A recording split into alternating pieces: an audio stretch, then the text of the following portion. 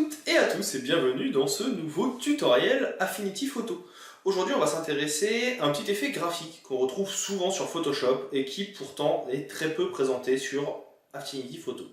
Cet effet c'est l'effet néon ou rétro. On va voir comment avec les outils comme la plume, le pinceau, les effets de style, lueur externe, lueur interne et bien d'autres choses encore, il est possible de venir réaliser un petit effet néon sur une photo. Ce tutoriel est pensé pour tout niveau, du plus débutant au plus avancé, pour pouvoir découvrir de nombreux outils et cet effet que je trouve vraiment très sympa et très graphique. Si jamais vous avez des questions au cours de la vidéo, je serai bien sûr disponible dans la section commentaires. Vous savez, là, juste en dessous, là, le truc en dessous de la description. Et puis sur le Discord aussi, donc, dont le lien est aussi dans la description. N'hésitez pas à y aller, on est un petit nombre maintenant à partager et à échanger. Ça vous permet aussi de suivre les défis de la semaine et les différents lives, ainsi que de recevoir des notifs sur les sorties de vidéos. Parce que vous savez qu'il y en a quand même quelques-unes si vous êtes abonné. Si vous ne l'êtes pas, le petit clic sur le bouton rouge, vous connaissez, la petite cloche, et on est parfait. Dans tous les cas, j'espère que cette vidéo vous plaira. Je vous dis à tout de suite pour son visionnage.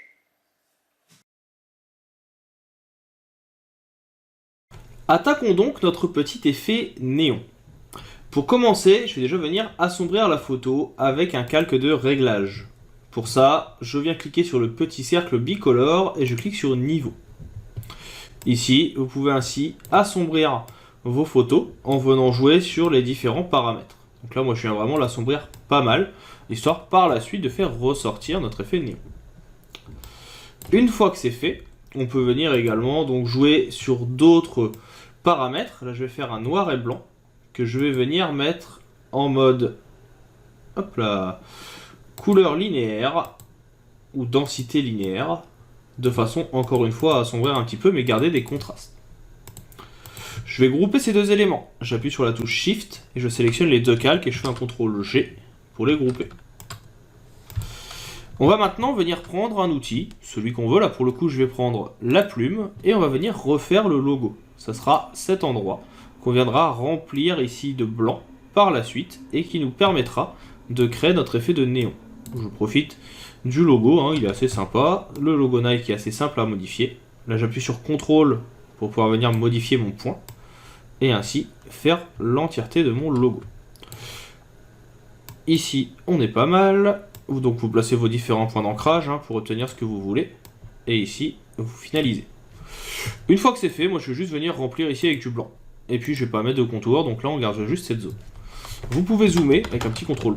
Et là je vais juste venir adapter mes points. Parce qu'au final, à l'origine, j'étais parti sur juste faire une forme un peu basique. Au final, je me dis que autant essayer d'être le plus proche possible de la forme de base. Donc là j'appuie sur CTRL pour modifier mes différents points et adapter. Donc là, vous voyez, c'est pas très compliqué. Ça permet vraiment très rapidement de pouvoir venir refaire le tracé dont on a besoin. Donc là, on clique sur les points, on appuie sur CTRL, on adapte. Une fois que c'est fait, petit CTRL Z pour dézoomer, on va venir également faire la même chose sur d'autres parties. Par exemple, ça va être l'occasion de le faire sur cette partie qui est ici. Voilà. Assez rapidement, ce sera une partie où on aura donc notre néon qui apparaîtra aussi. Une fois que cela est fait, pareil, je remplis avec du blanc. Maintenant que les deux zones sont faites, je vais les mettre donc au-dessus. Voilà. On va venir ajouter une lueur. Pour ça, vous avez FX ici qui va vous permettre de venir mettre une lueur externe et une lueur interne. On va commencer par la lueur externe. Donc je vais cocher. Je vais venir prendre ici du cyan pour avoir quelque chose qui soit assez coloré. Et on va pouvoir venir se mettre en mode normal. Et on va augmenter ici donc le rayon et l'intensité. C'est ce qui va permettre, comme vous le voyez, d'avoir notre effet donc de néon qui va se mettre en place. Si vous voyez que 100 c'est pas assez, vous pouvez ensuite venir l'augmenter manuellement. Vous pouvez le mettre à 400 par exemple.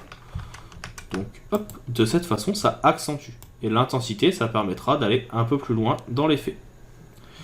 De la même façon, je vais venir mettre une lueur interne. Cette lueur interne, pareil, je vais la mettre en mode normal. Je vais la mettre en cyan. Et on va venir augmenter le rayon. Et là, on va baisser un petit peu l'opacité. C'est juste pour venir rajouter le petit effet à l'intérieur. Vous voyez, ça permet vraiment d'ajouter cet effet de néon très rapidement dans votre objet. Si vous voulez, vous pouvez encore une fois venir augmenter pour que ça soit plus ou moins visible. On va faire la même chose ensuite sur notre effet de courbe. Donc ce que vous pouvez faire ici, c'est donc revenir cliquer sur celle-ci. Vous faites lueur externe, lueur interne et vous mettez à jour les mêmes options. Donc on a dit normal, on vient mettre ancien. Alors on avait dit sur l'interne, juste augmenter légèrement et baisser un peu l'opacité. On avait monté à peu près comme ça. Et sur l'externe, normal, ancien. On vient augmenter. Et là on avait mis même 400. Et on peut venir donc encore une fois baisser un peu l'intensité. Mais vous avez ici donc l'effet de néon qui commence à se mettre en place. Une fois que cela c'est fait, hop, on peut venir donc tester, voir ce qui convient pas, ce qu'on aime. On va venir tout simplement ajouter un nouveau calque. Je le mets au-dessus de tous les autres. Je prends le pinceau. Et on va venir ici dans les pinceaux. Si le menu n'apparaît pas, vous faites affichage, studio, et vous avez ici pinceau. Et donc moi je vais prendre un pinceau basique que je veux flou. On va venir l'agrandir avec un CTRL ALT clic gauche. On va le mettre en cyan. Donc ça on peut fermer le menu. La couleur c'est dans le menu couleur. Donc nous on veut quelque chose qui soit totalement cyan. Et en fait ça va nous permettre, avec un flux et une opacité à 100%, de venir tracer une zone qui va ajouter du relief, qui va ajouter des contrastes. Et pour ça on va se mettre en mode lumière tamisée. Et donc là, alors la lumière tamisée là fonctionne pas forcément. C'était peut-être pas le bon terme. On va essayer avec d'autres. Voilà, c'était avec addition, ça peut être pas mal. L'idée c'est vraiment de pouvoir venir rajouter un effet graphique et une lueur sur l'objet. Donc ouais, addition me plaisait bien. Il est où? Il est là. Je vais baisser un peu l'opacité. Et donc ça permet de venir peindre pour vraiment accentuer l'effet de lueur sur votre objet. Vous voyez, vous pouvez même venir en ajouter sur le côté, vous pouvez venir en ajouter ici pour donner vraiment l'impression que la lueur se reflète sur la chaussure. On peut venir en mettre un petit peu partout. Alt clic gauche, CTRL toujours pour venir accentuer l'effet. Si jamais c'est trop grand, vous pouvez venir réduire aussi. Bref, à vous de vous adapter suivant ce que vous voulez, mais vous avez ici le principe. Et pour finir, dernière chose qu'on peut faire, qu'on a tendance à oublier et qui fonctionne pourtant très très bien, ça va être ici de venir faire un tracé à la plume. Donc là, je viens ici en haut, je vais faire un tracé comme ceci, qui va tourner en fait sur lui-même, comme si on venait faire le tour de la chaussure. Donc hop, et là, je vais venir faire le tour du ballon aussi et passer devant. Une fois que ça c'est fait, on peut venir cette fois donc faire juste le contour. On va accentuer le contour. On va le mettre en arrondi. On sera mieux. Et puis on peut même venir donc modifier les différents effets. Moi je fais un effet un peu de pinceau. Alors le style de pinceau là il me plaît pas trop. Alors je vais essayer d'avoir quelque chose qui me plaît un peu plus. Alors, on n'est pas trop mal. Ok. Faut que je vérifie si ça marche, si je viens effacer. C'est pas le masque que je veux, c'est vraiment la gomme.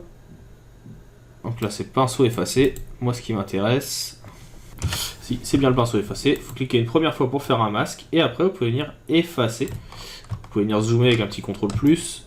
Là je vais venir prendre un pinceau qui va être un peu plus net. Et donc l'idée c'est que voilà, on peut venir donc découper notre forme. Donc là je viens réduire la taille. L'idée c'est que là il va passer devant, ensuite il va passer derrière, donc hop, je viens effacer ici. Voilà. Là on va le repasser derrière, donc cette partie là on efface.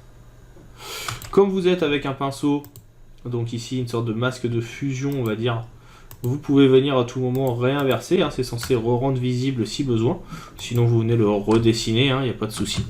Vous connaissez aussi le principe du CTRL Z qui vous permet de venir adapter votre tracé. Donc là, je reviens pour essayer d'avoir quelque chose qui soit un peu mieux. N'ayant pas ma tablette graphique, c'est pas parfait, mais on va faire avec. On va dire que ça fonctionne, hein, c'est pour que vous compreniez le principe. Voilà. Ici, pareil. Donc là, je suis pas hyper précis, hein, malheureusement, je suis désolé. Sinon, il faudrait que la vidéo dure 4 heures, le temps que je fasse ça à la perfection. Donc là, on a dit que cette partie-là, on efface, on passe bien derrière.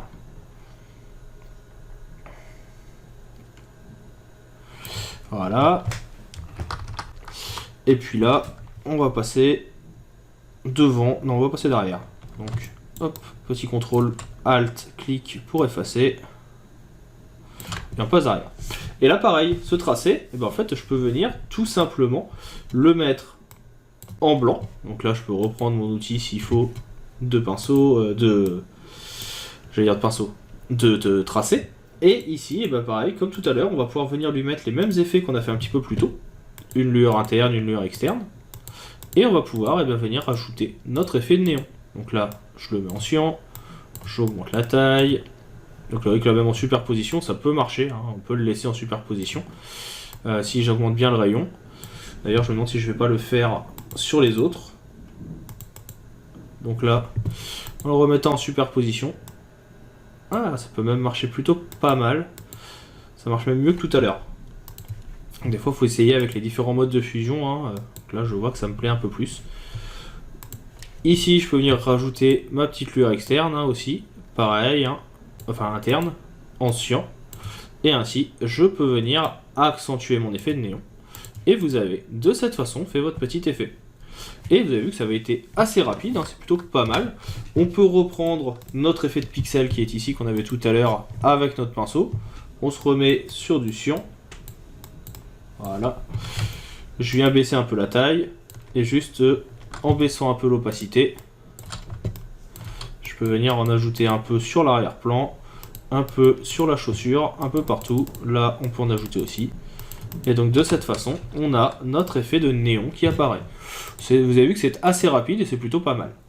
J'espère en tout cas que ce tutoriel Affinity Photo vous aura plu et vous aura permis de mieux comprendre certains outils du logiciel.